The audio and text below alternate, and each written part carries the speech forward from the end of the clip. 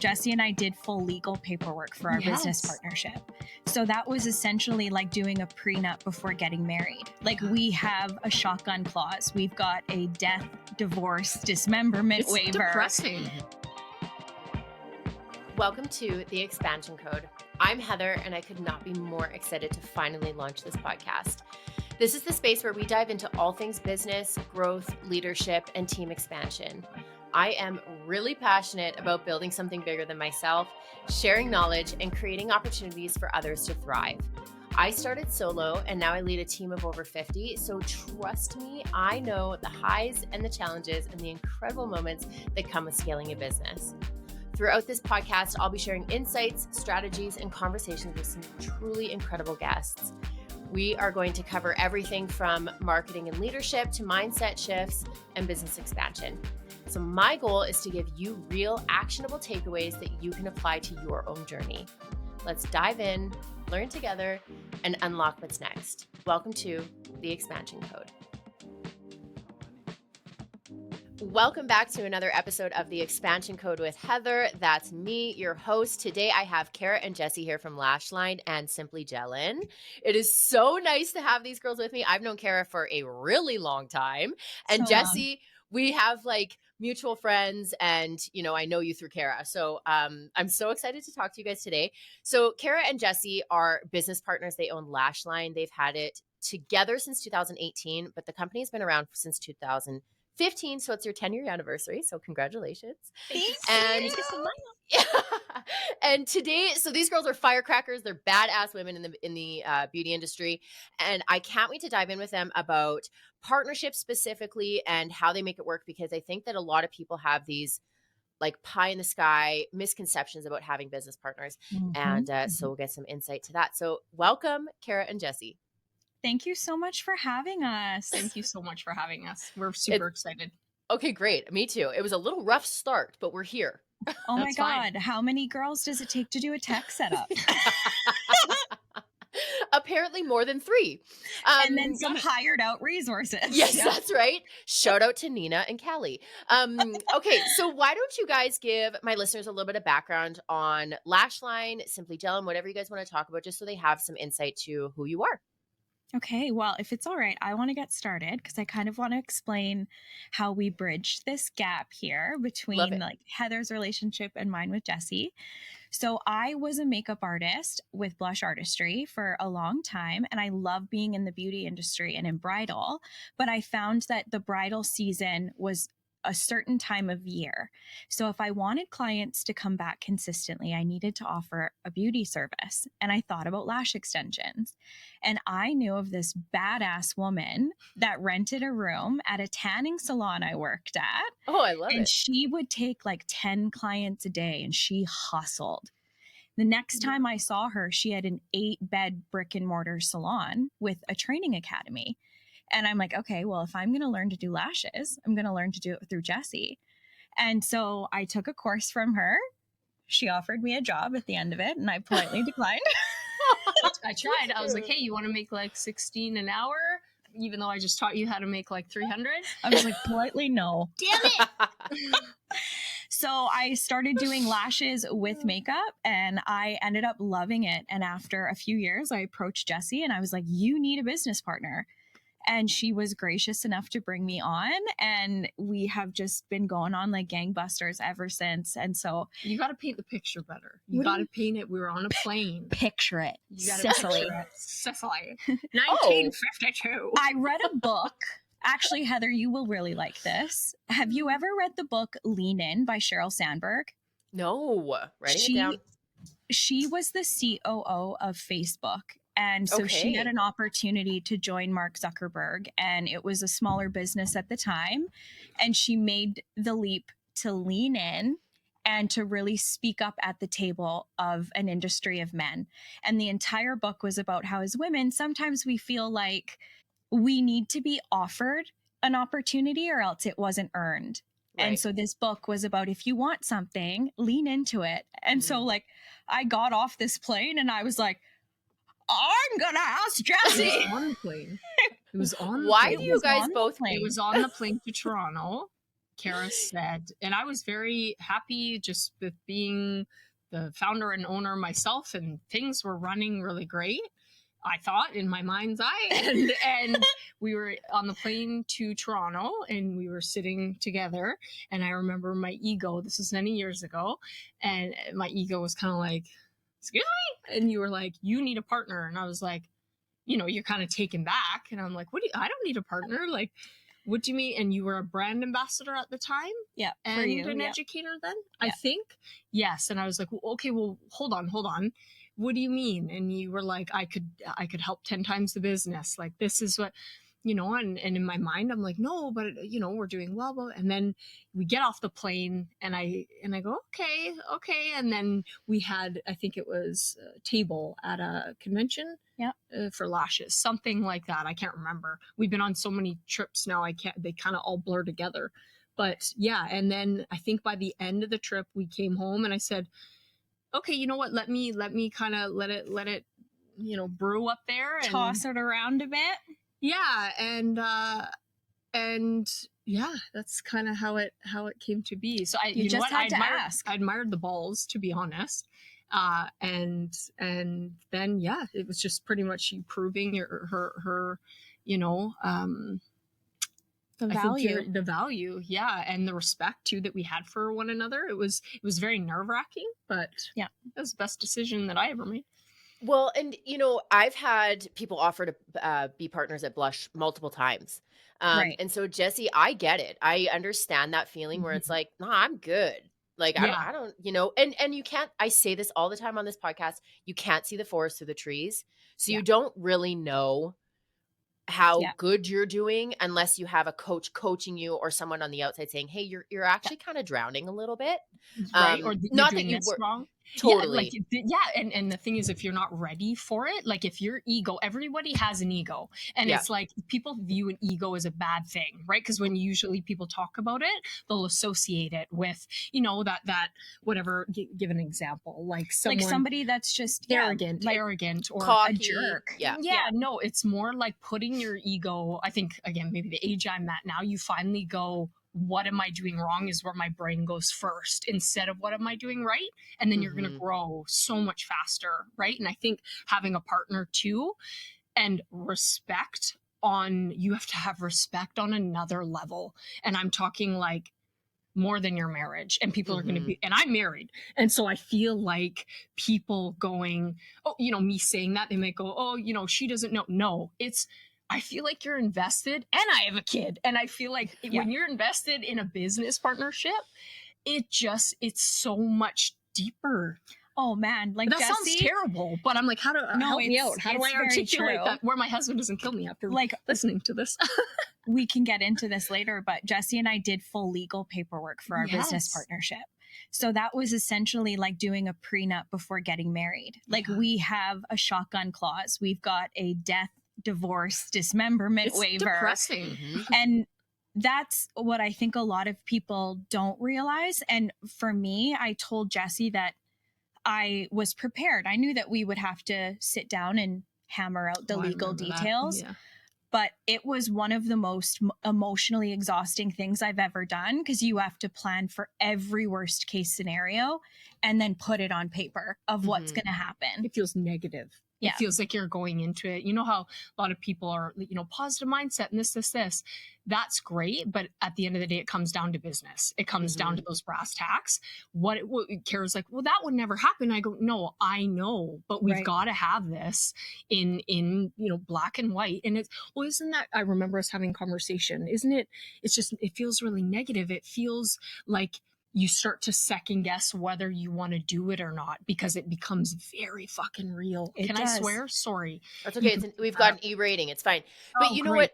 It is true, because it's so serious. People don't really take business partnerships as serious as they should. And money changes people.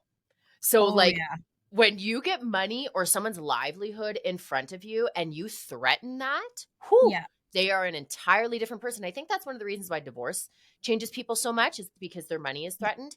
But I think that when, you know, so if you prepare yourself when you're going into that business partnership, at least if it does fail, then both of you are protected. So now you can, one can buy another out. You can, you have all of these preparations.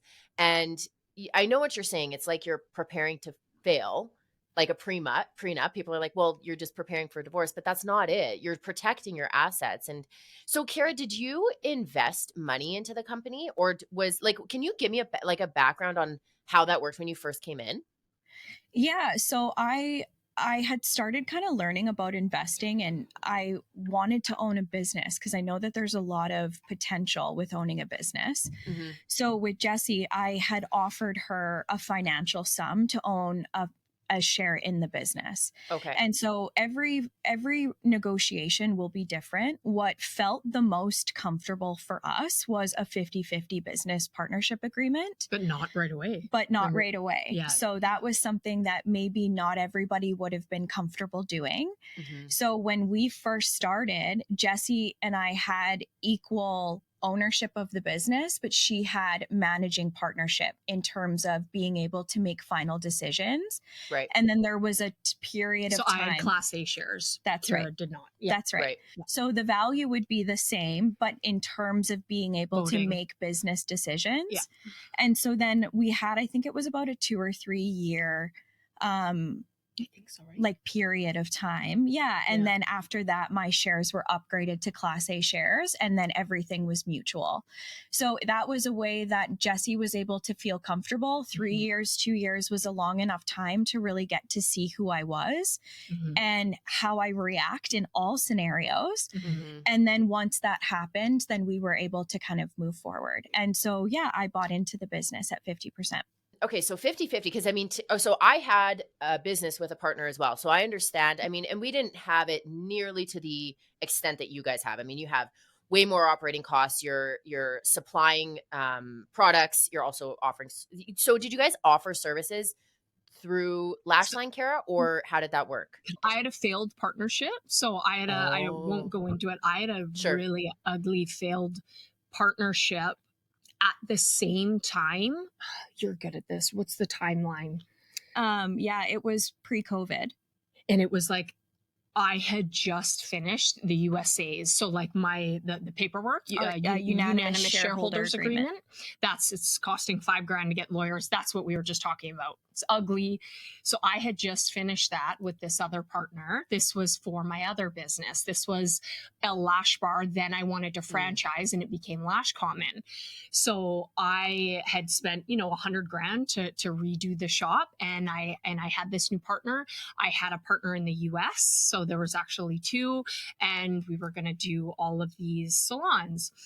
Well, that ended up ending badly because people, if you're not smart and you're always thinking and you're not trusting your gut in the very beginning, like you were, and the money wasn't even there yet. You know how you say money changes people? Oh, yeah. I always say money doesn't change people. You were always that asshole. It just money brought it out. It just shows us who you are. Yeah. It shows who you really are, right? It magnifies who you always were. That's right. So Cara and I have had lots of income coming in. We've been broke as shit. And we're both cool. So I'm like, she's cool. She's not just cool, me and money. Yeah. Okay. I wanted Cara to be my partner. That's what it was. That was an important fact, is that our partnership was starting while she was having one that was breaking up. Yeah. So now imagine what that brings to the other partner with needing to help rebalance that. Yeah. Because it's also, as her partner, it's my job to help her rebuild that trust. I love the hands. Oh, yeah. They're holding hands. For everyone listening to this episode, they're holding hands right now. I love it. But it was just my job to help support her through that. Yeah. Because there's no denying whether you have one business or 5, when your life turns upside down, it affects everything. Totally. And then I didn't want to punish her. Sorry, I didn't mean to cut you off. And she never did. I didn't want to punish. Well, I maybe did a little. And you're like, no. I'm not that person. Like, I'm not. Again, the ADHD brain, where I was going with that is that you asked if we offered services together. Right. When Lash Common, that partnership just because the partnership, that was the franchise side. So the salon was still doing great. I said, Cara, I want you to come on now to, like, I love you. This was a few years in now to I can't, God, timeline, maybe a couple years into Lashline. I think this was 2019. Yeah. And then she was going to come on to the salon on the West End with me. Right. So you started training the staff, stuff like that. And then Lashline started getting really big, and I was like, you know what? My heart just isn't here anymore. I think I'm going to sell it. And then me and you almost opened another. Like, there's been so much. Cara and I were looking at a space to open a second Lash Common together. Yeah. And then we were just like, we took a minute and we were like, okay, is our heart in like services or product distribution, like having storefront salons, or do we want? And then we had the warehouse. Yeah. So we used to have almost like a 4,000 square foot warehouse. Yeah. That one of the tricky parts about Lashline, like, oh my God, hindsight with owning a business and the type you invest in. Yeah. When you watch Shark Tank or Dragon's Den and someone comes in and they're like, hi, my business does this much money a year. And they're like, oh, that sounds great. How many SKUs do you have? 400. They're like, yeah, I'm out. Okay. Lashline has like, I'll let myself out. Lashline has friggin' like 350 SKUs. Yeah. And it's because we sell lash extensions. They come in all different lengths, curls, millimeter. Like, it's ridiculous. So just the stuff that we've had to learn that had nothing to do with what we were talking about. But anyways, fun fact. We were going to do services, but we didn't. That could have been a very short.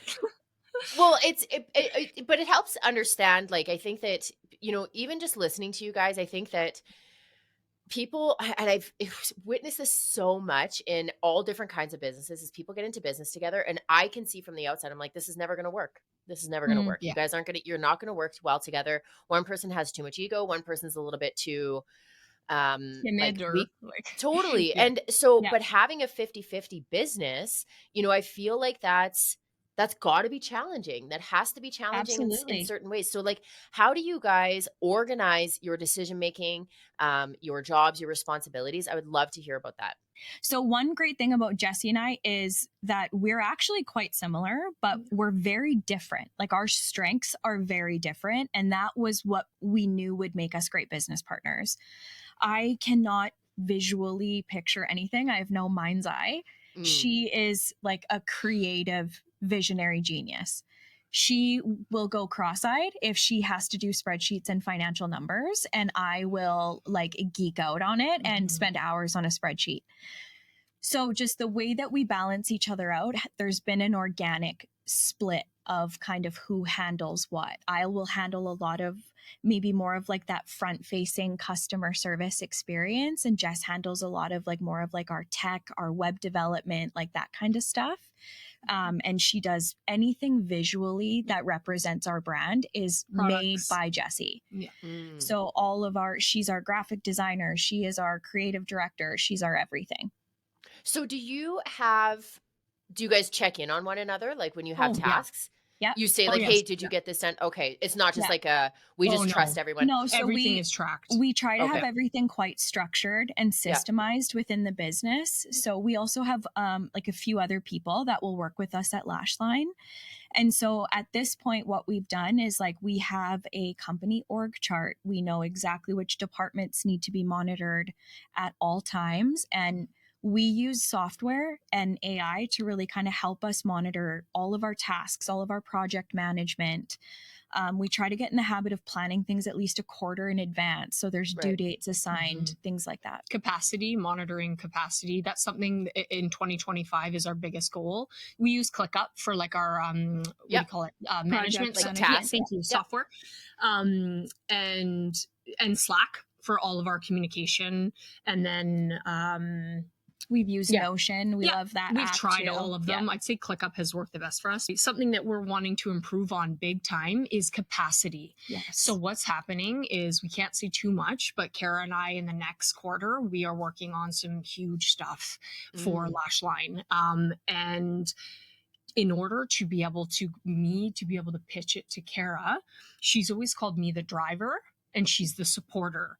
Yeah. And I learned about that. Actually, I took like a training course through the U of A where they chose you. She got chosen. Wow. So I was like, come on. You had to audition and you got chosen. That's not okay. Clout. Amazing. Okay. Okay, yeah, okay, it was kind of cool. Anyway, there you go. So at the U of And A, continue. one of my mentors was the CEO of Poppy Barley. And so she would mentor me on a lot of things. And she also had a business partnership with her sister. And so she had a really wonderful insight on what that dynamic is. Because I would say with Jessi and I, we do have a dynamic somewhat like a sisterhood, right? Right. So that's also going to come with pros and cons, what that's like, navigating balance. And so we took this seminar that it talked about different types of personalities within a business and in partnership dynamics. And there was one that really stood out after I had done the test based on like, how do you react? How would you handle this situation? Okay, one thing that I was thinking about while you were saying that, Cara, is self-awareness. And I have an episode in this season about self-awareness and how imperative it is when you're running a business. And it's not Jessi just yeah. No, go ahead. Yeah. We live and breathe that every day. That's Gary Vee's like we just did twofold. Our last one was about self-awareness. Our last episode was all about self-awareness. And it's something that if you don't have that in a business partnership, you will not make it. Like I can. And that's fine if you're stunned. not. They're what? They're stunned. If they have no self-awareness. I was like, maybe. No, it is imperative. And it's not like you don't have to be... Mine and your self-awareness, even being partners over the years, has gotten even better. I'm not saying you have to be, it's not going to be great at the beginning. It's a learned skill, right? Totally. You can exercise it like a muscle. But I'm just saying, if you don't learn like real quick, you won't learn today. It's true. It just won't work. Also, I think that when you have self-awareness, you're able to recognize how you're reacting to certain situations in a partnership, and even as a solo business owner. Another thing is pushing yourself to the limit and understanding where your breaking point is. And I think a lot of people organize their days and they start out with this like, I've got a dream and I'm going to do all of these things this day. And then by 1 o'clock, they're crashed out. And now they've not finished their task list, left their business partner down. They're adding more onto the next day. And I think that when we organize our days, so we're using tools like ClickUp and Slack, like you talked about, these are just resources to help us succeed and create that self-awareness for us when we're like, whew, I'm overloaded. And now, exactly. And the best thing I think about a partnership is that you have to have that same drive to constantly want to be better. Right. And so I've always been driven like that, but Jessi has that muscle that's a lot stronger than mine. So like she will push me maybe further than I thought I could go. And it feels really hard. But then all of a sudden I look back and I'm like, I would have never thought I could do that if I didn't get pushed. Or we will both learn skill sets of time blocking our day. And then we share that information with each other. And now you're boosting up your business partner, right? Like together. In Slack, we did built a channel called Friends Sharpen Friends. So it's not even like team sharpen teams. It's like, because we're blessed enough that we've got people that we're now very close as well, and it's business and friends. But what's nice is the channel has nothing to do with business. So I'll share things like my meal prep in the morning. I go, guys, I had a win today. Here's a picture of it. Or like, hey, I didn't. Just positive, upbuilding stuff. I didn't throw my kid out the car window when I lost my patience. Like, totally. Hey. Or like, good job, Jess. And so we try to do that because it's nice. It's not like, oh, I got this task done. If you're not supporting your team in their personal life as well, we started doing, I sent Cara and you loved it. Primary tasks, your secondary tasks. So when our brains are at their most optimal. So in the morning, if it's like Cara's up at 6, right? And so she's having to crunch numbers, whatever. And it's 9 and you're, doing heavy, maybe either marketing or copywriting that like has to hit, or, from the brand book. Between maybe 6 and 10 is maybe going to be her most optimal, where she's in her deep focus. We have all our blocks blocked out in our Google Calendar. Then we're going into ClickUp in that software. dragging and dropping now all of our tasks that are communicated within those from blocks. Each department in those blocks. So then when it comes to 2 o'clock to 5 o'clock in the day, we're like this. So it's like just return emails or do things that aren't really going to be maybe high priority or making the business serious money. It's just kind of those mundane tasks. I also think that that's not a one size fits all. So for everyone listening to this podcast episode, right. It's not, not everyone is the most productive in the morning. I think a lot of times people are way more productive, like between 2 to 7. And so that's one of the great things about being an entrepreneur is having that freedom, that time freedom to actually organize your day to when you can get the most productive things done in those time blocks. I think that's where self-awareness is important because you have to pay attention to when you are the most optimal. Yeah. And so Jessi and I used to have days of even working together where maybe I wasn't in the best headspace, but she's ready to she's in the zone. We've even learned that maybe those days we don't work together. She stays focused. I do something else. We try to be very conscious of our energy that we bring around each other. Because again, it's so contagious when you are partners, you're in it together. Yeah. And if you're really self-aware, you're like, I'm able to pick up on Cara's social cues or whatever. Oh, and too good. Too good. But I feel like that's good. That again, it's like a marriage. It's like we've been together now almost 8 years, partners coming up with multiple businesses. And it's like, if I can't read her by now, huh? Well, and it's very interesting too, because the dynamic is I'm one of those people where I won't always stick up for myself.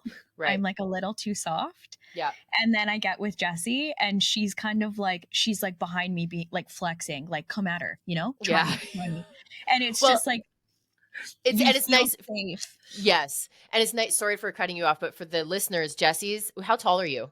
5'10". No, that's I'm 5'9". And 5'9". 3.5 quarters. Exactly. So Jessi's actually behind her. I don't totally. think that's actually I'm 5'1", but you're little. I'm 5'1". And then Sabrina, our right hand, is she's 5'11". Oh wow! Right. So I'm always the miniature. I'm the lawn gnome of every business I'm a part of. You're the Kevin Hart of the relationship. That's exactly Kevin Hart between the 2 basketball players, and he's like, "Whoa, I just disappeared." Yeah, that's me, 1000%. Okay, we need to take a little break because, shocker, this podcast is brought to you by my flagship company, Blush, and I need to give a shout out. So not only does Blush sponsor my lavish lifestyle, it also sponsors this podcast, Shouts. If you know me, you know that I do not play around when it comes to beauty and self-care, and that's why Blush is your one-stop shop for looking and feeling your best. We genuinely do it all. Hair, makeup, nails, massage, tattoo, medi-spa. Basically, if it makes you feel like a goddess, we probably offer it. So whether you're looking for a fresh balayage or a relaxing massage or a little of that I woke up like this glow, we've got the experts to make it happen. Think of it as self-care, but with a little extra love, sunshine, and family. And actually, with our most recent expansion, we now have a private gym, physiotherapy, chiropractic services, and a lot more to help your body. So if you are ready to treat yourself, book an appointment at Blush Artistry because let's be honest, life's too short for bad hair and uneven eyeliner. You can find us at blush-artistry.ca or over on Instagram at blushartistrymua. Back to the episode. Okay, I want to hear how you guys handle your disagreeing and what you do for that. If you have a process of this is so funny. I remember meeting this couple 10 years ago, and they said anytime they have a fight, they battle over Mario Kart. So I want to know if you guys have. I know. So I love that. I know. We fucking fight. We just fight physically, with boxing gloves. Totally. Sock and boppers. No, not at all. She's lying. I wish. We have a couple rules. So we've developed our own set of rules and boundaries just to kind of make sure things always stay respectful. So number one, we never, ever, ever discuss money over text. Okay. We never discuss any issues involving money will never be over Slack, text message, email, anything like that. Any issues, really. It's going to be a face-to-face, especially because we've realized that there is no way of removing emotion from money, right? Like this is our livelihood. This is our business. And sometimes that means that I have to say that we don't get a paycheck, or the money needs to stay in the business because we need it for inventory. Or Jessi maybe wants to spend money on something and I have to say no. That is actually most likely what's happening. I see a pattern here a little bit, but yeah. I'm like, we can't afford it. And it's just, so what we do is we will always try to do those in person. And if we can't do it in person, we will do video chat so we can at least look at each other. We are very big. That's something I will credit Jessi to. She's incredible about knowing that eye contact is so important to really be able to see someone's physical social cues and know how they're interpreting what you're saying, because tone is important. The way someone receives something, right? If I say something and then all of a sudden I see her head tilt to a certain side, or like she'll say something to me and I tense right up, she'll say like, I want to clarify, I didn't mean it like this, or whatever. And so we've had a couple big blowouts, of course, right? Big, like I think again, it determines like who you're partnered with, right? Whereas like I think that Jessi and I are both very passionate people. And so that passion can kind of come out sometimes when you're arguing. It gets heated and voices I would say like the first year we were together, it was like screaming at the top of your lungs, not healthy. And we're now 8 years. We don't do that really anymore. We've learned a lot about communication. We've learned a lot about... We can de-escalate it. Yeah. It still will get heated, but we're able to de-escalate it where we're still angry at each other and we're saying things. It might even be, things that we do.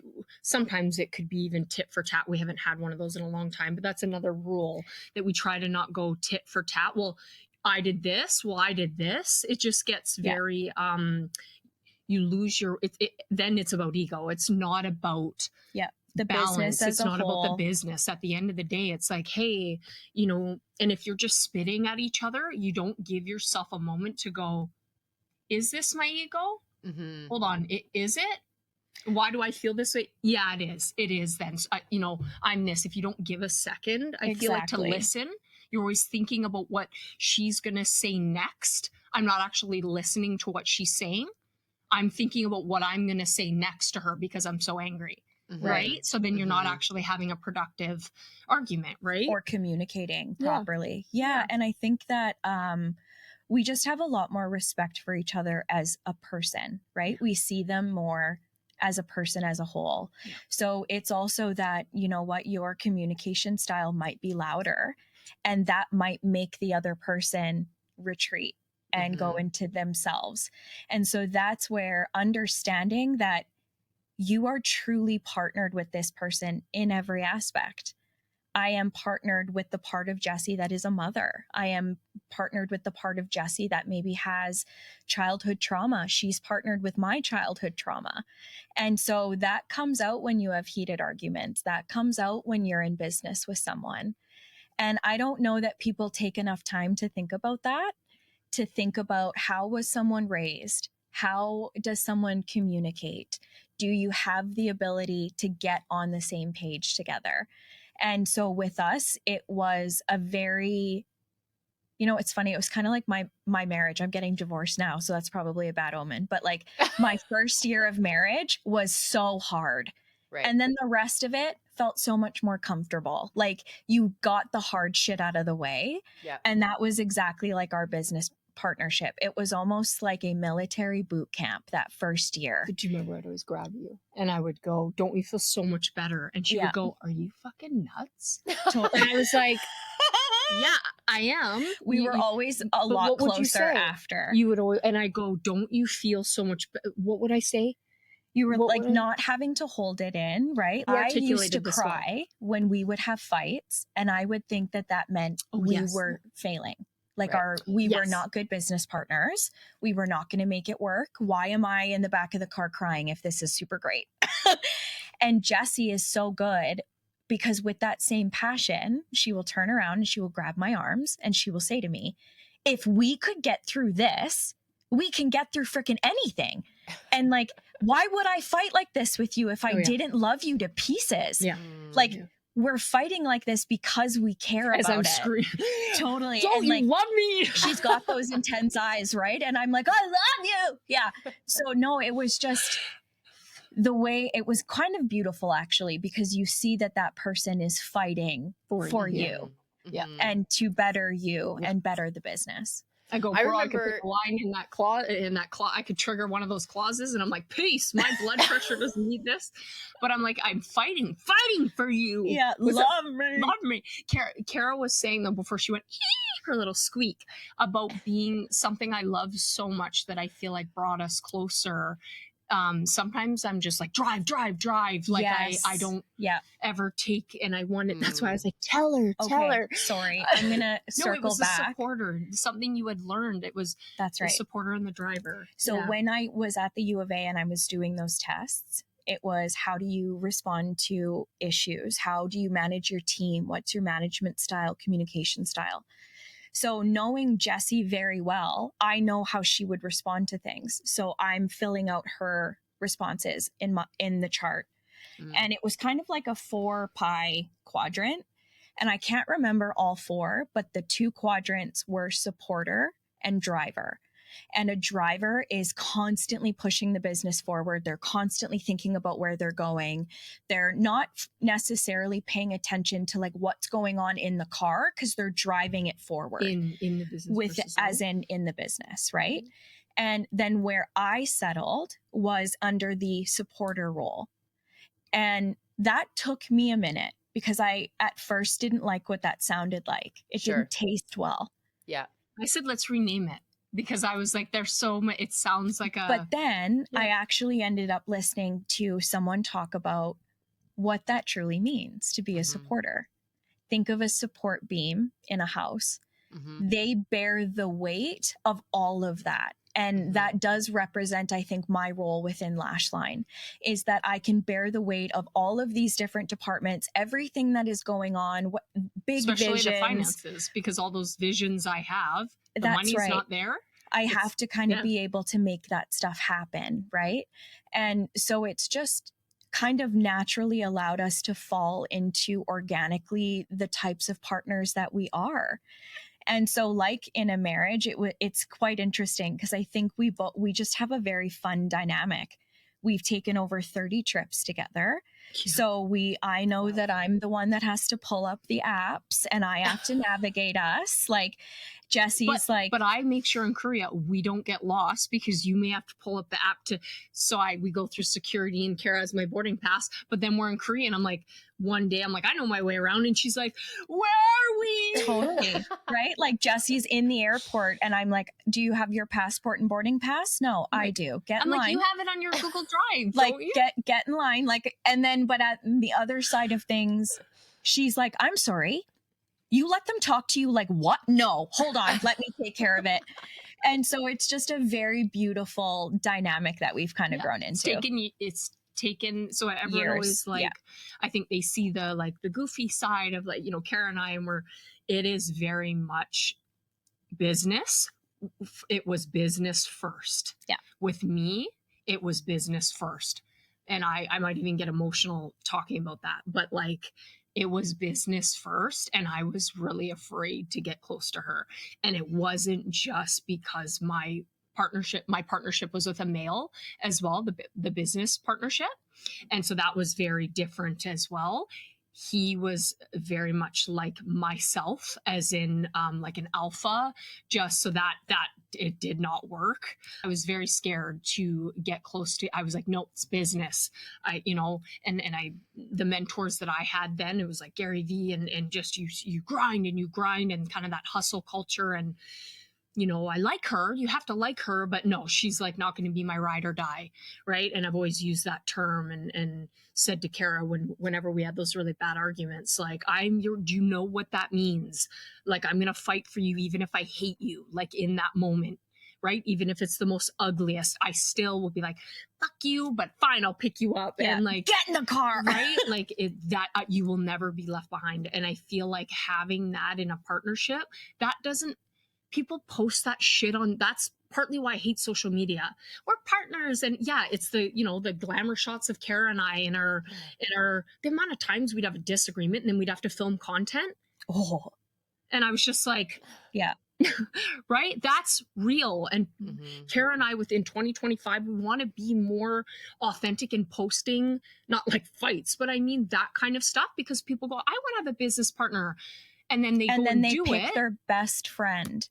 And it's like, that's not the way to go. We are now, it took years. And even after like 3 years, there was still like a distance where I was like, I don't want Cara to see that vulnerable side of me, because then she's going to not know I'm the alpha. Like that, just your business brain. Like I'm the driver, it's so not. So that's where I wanted to go with that, with Cara learning that at that program that she got chosen for, was a supporter and a driver. Like without her, I'm not there.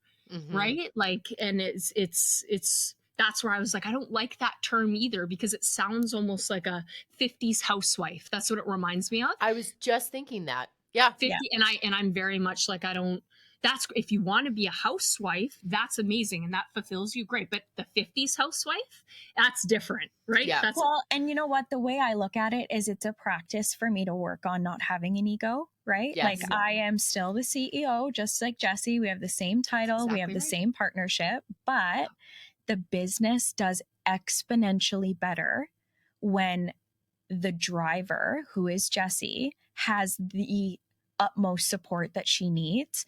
We are unstoppable. The momentum is ridiculous. Whereas if you had two drivers, no, sweet Jesus. No, you're just, and also I talked to a shaman once about ego.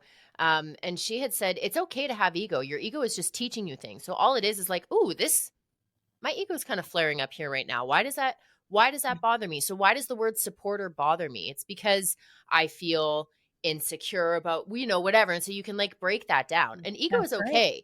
Everyone has an ego. Yep. You just have to like nourish your ego and just kind of like rock it a little bit and just kind of, make sure that it's feeling okay. Okay. So I want to know, before we end this episode, do you have any advice for current business partners or people that are looking to get into a business and have a partner? Is there any advice that you have other than your program systems, anything like that? My best advice would just be like, I know that it sounds awful, but you do need to go into any business investment. You should always have an exit strategy. So you will not most likely own any business forever. The goal is to not have it forever. It's to build it up, make it profitable, and hopefully sell it. Yeah. So if that's the case, then when you're thinking about going into business, do it the right way with the right paperwork, so that it can take off some of that anxiety if it doesn't work out, because it's a huge, massive life change and you might not like it. Yeah. That's right. I love that. Yeah. Jessi, do you have anything to add to the table? I was trying to think. I was like, Cara, she said that so well. Jessi is really big though on self-awareness. That's like something that anybody that we want to work with, she will ask a couple questions to kind of see where they're at. Gut. Yeah. And she's really good at trusting her gut. Yeah, you're right. See, Cara's like my finisher. I always say that. We finish each other's sandwiches. She does, though. People are like, ugh, but like my ADHD, I lose and it'll be in the most important meetings. We've had meetings with investors and you're already nervous. And then I'll get in my head and I start to either go off, and we have like little signals where she'll squeeze my hand and then it reminds me to like circle back to what I was saying. Or if I go, sorry, what was I? And I don't even have to say that. I'll pause and I'll look at her and she'll finish what I was saying. So whoever was looking at us is like, well, they rehearsed that. Meanwhile, Heather, I'm like this. I have no idea what Heather, one time Jessi and I had the opportunity, we were getting headhunted. Oh, yes. By someone who wanted us to run his business. He was worth $100 million. Unbelievable. Yes. So this guy is sitting across from us asking all these questions, and Jessi and I sat there and we handled it beautifully, and there'd be a little hand squeeze if we needed one. Yeah. And it's a beautiful way of like balancing each other. Yeah. But see, I was like, trust your gut. How did I start talking about that? I don't know. But trust your gut. My gut knew week 1 after the second meeting with that business partner, the male business partner with the franchise, that it wasn't going to work. And I had already spent them. We had done the USAs and I'd spent the money. And I was, God, you think, oh, I'm a businesswoman. I didn't know what the hell I was doing back then. I feel like compared to what I know now, trust your gut. I knew it. So then when I got that call, when it went south, I was like, fuck, like, don't listen to that. Like whatever, women's intuition, whatever. I always say it's your gut. And I teach my kid that whenever you have that inkling, you go, no, you're it's too good to be true, or all of those things. Listen to that. It would have saved me a lot of money and a lot of heartache and, worrying about Cara, maybe it not working out and this and that. But that would be my advice. Yeah. I love that. That's great advice. Okay, you guys, we could talk about this all day long, I think. Maybe I'll have you back on another second edition partnership episode. We could do that. We would love that. We're very passionate about business partnerships. Okay, totally. Good. Me too. Yeah, sorry, we're talkers. No, I love it. No, that's great. I'm just like this. Yeah. Yes, I love that. Let us ask you the question. We'll have time for that. Jessi. You guys have your own podcast. Actually, why don't you tell us where our listeners can find you? I know you have a podcast starting up again. Hit us with it. We do. So Jessi and I have a podcast called Twofold Uncensored. It's named Twofold because a cord is so much stronger when two cords come together. And so it's uncensored. We swear a little bit and just give the nitty gritty behind the scenes of what it's like having a freaking business these days. And we share a little bit more too about our personal lives, our childhood, and kind of what got us into business. Childhood trauma. So you can find that on Spotify or anywhere you listen to podcasts. Yep. Awesome. And then what about official? Oh, sorry, what? That felt so official. Find us on Spotify or wherever you get your podcasts. I say that in my outro. Available wherever you can listen to your podcast. And then what about Instagram, websites, anything like that? Absolutely. Yep. So for Lashline, you can find us at Lashline LLC on Instagram. You can find Jessi at I am Jessi Love, Jessi. And then myself, it's at Ms. Kapler, MSKAPLER. Twofold Uncensored, just Twofold Uncensored. One word.